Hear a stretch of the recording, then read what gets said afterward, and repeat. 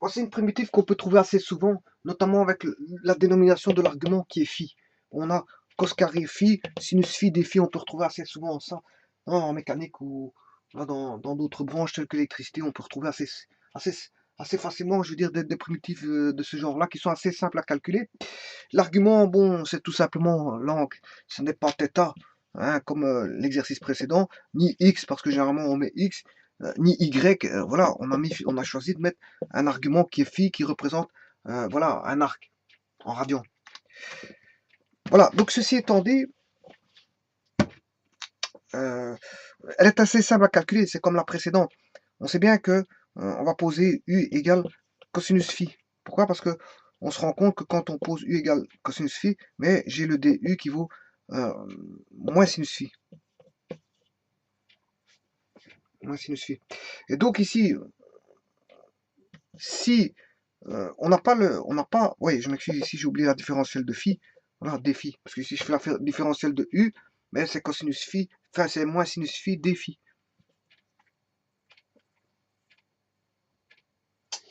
Ce qui veut dire qu'ici, bon, moi je n'ai pas moins sinus phi, mais j'ai son opposé, sinus phi d phi.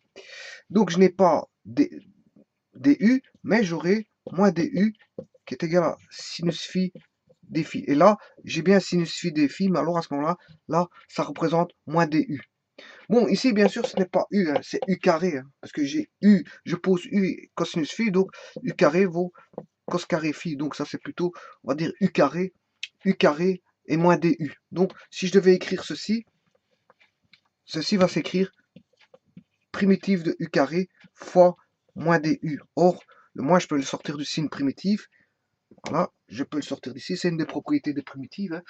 Là, quand on a un moins devant, un moins dans le calcul de la multiplication, on peut sortir du signe primitif. Et je fais la primitive de l'intérieur, comme ici, u carré du. Voilà, u carré du, ça c'est simple, c'est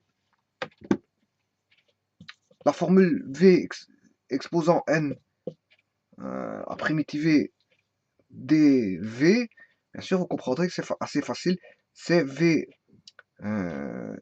plus 1, le tout sur n plus 1, plus constante.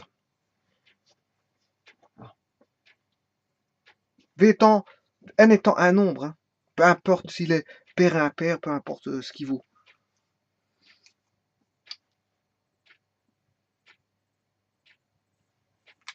Peu importe le nombre, on a toujours Vn plus 1 sur n plus 1. Bon, et ici, c'est ce qui va se passer. Mais ici, j'ai en plus de ça, j'ai un nombre entier. Donc, s'il est entier, 2, ça fera 2 plus 1, ça fait 3. Le tout sur 3. Ouais, voilà. Et là, j'ai calculé la primitive de u par rapport à la variable u. Maintenant, si je reviens rappelez-vous que j'avais posé u égale cosinus phi. Donc, fatalement, bon, et si je reviens à la variable phi, j'aurai, ça va se transformer en moins cos cube de phi, bien sûr avec un tiers ici, donc c'est moins un tiers, voilà, plus constante.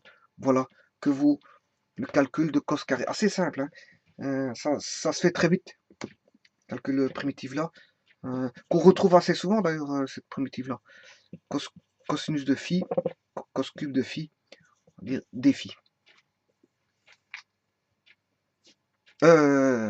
Plus constante. Voilà.